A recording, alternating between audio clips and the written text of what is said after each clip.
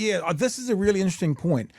Australia, I was going to say this when you were talking, Chewie, and I don't know why yet. Australia, Labor government, left-leaning government, right, have said they are in support of the US actions today. Us, New Zealand, right-leaning, far-right government said we're going to wait and see. What the hell's going on? Why has Australia jumped in and said we're on board with whatever you want to do, Uncle Donald?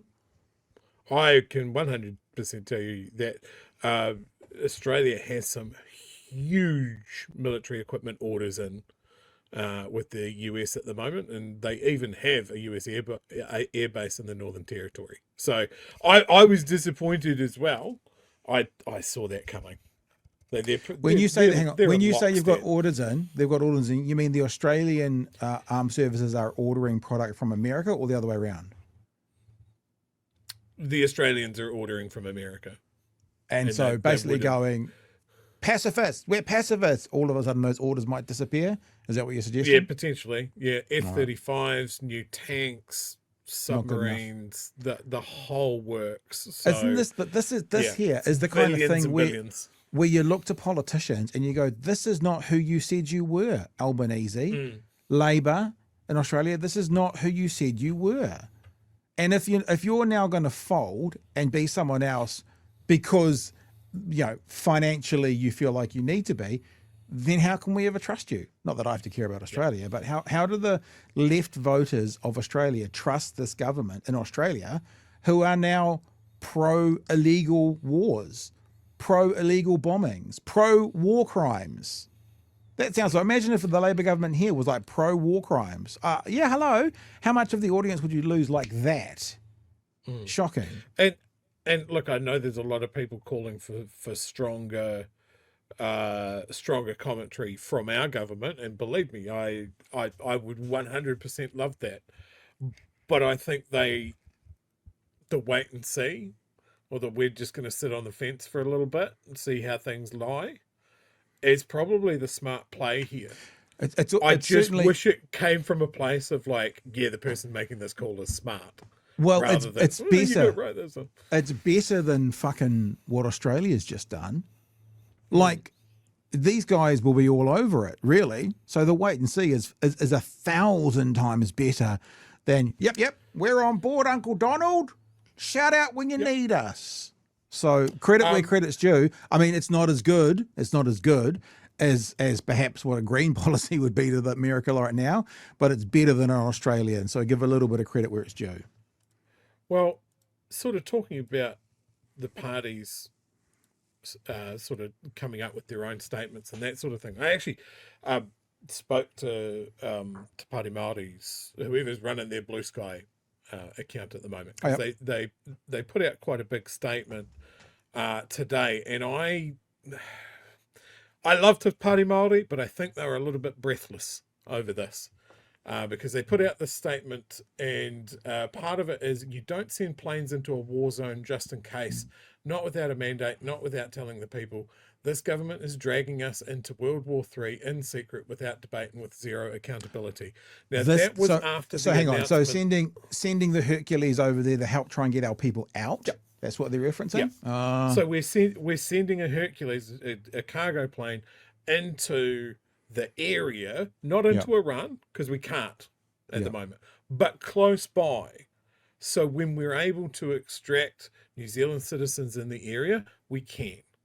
That is not accelerating World War III. That is not us joining this coalition against Iran or anything like that.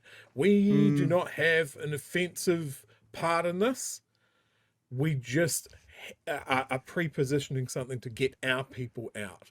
And I think sometimes, and the Greens can fall into this trap as well. Just because you're left-leaning, just because you're anti-war, you still have to have people that understand this stuff. And I sort of reached out to them and just said, hey, team, I think you're a little bit off base on this one. Sending a cargo plane with no offensive capabilities to the region to stand ready to evacuate New Zealand citizens is actually a good thing for the government to do. There are heaps of things you can criticise the government on, but in my opinion, this is not one of them. So, and listen, and Chewie, Imagine if it was the opposite. Imagine if the government was doing nothing to try and get our people out. That would be warranting of criticism. So no, I agree with you. I'm not on board with that. I mean, you've only read us one line, so we'll take it at face value as to what you've said. I'll have a full read of it later. I could read the whole thing if you want. No, let's not read the whole thing. We get we trust that you've given us the gist, but no, I don't. If the gist is because of planes going there, we're going to get involved in the offensive war. No, I don't agree with that. If that's the gist of it, I think that we do want to get our people out, and if we can, I don't know, bed down in Jordan or in Egypt or somewhere closer and wait and see what happens. A friendly base somewhere. Just don't go to an American base in the Middle East right now. That's all I would say. New Zealand Air Force. Just don't go to an American base. No, not recommended. Yeah. All right. Says the short one. Please, everyone, don't forget about Palestine. That is absolutely 100%. While all of this is going on, and obviously grabbing all of the headlines and all the analysis and all of the breathless articles that RNZ want to put out about the truly awestruck nature of the B2 and the fact that they have a toilet and a microwave in there. That was a weird story. Yeah, the stuff in Palestine is still going on. Yeah. Like as much as Israel is going, please don't strike our hospitals, they have not slowed down in Palestine at all. The story about them gunning down over 100 people waiting for food with tanks and snipers and drones is still going on. They are still kicking people out of the West Bank. This is great for them. Yeah. Yeah. And what happened with Iraq was Israel made enough noise, I think, on some level to drag America into Iraq, and then they pulled back. And it's going if we're not careful, the same thing will happen, that Israel, who started this offensive against Iran, remember, Israel fired rockets first in this current conflict. And if they draw America in like they have, then Israel will just duck away, and then they can keep on their genocidal ways back whilst the world's looking somewhere else in the Middle East. So 100%. Other people that are stoked with this, Putin, nobody's paying attention to what's happening in the Ukraine anymore. And he can sit back and go, well, cool, that's bought me some time.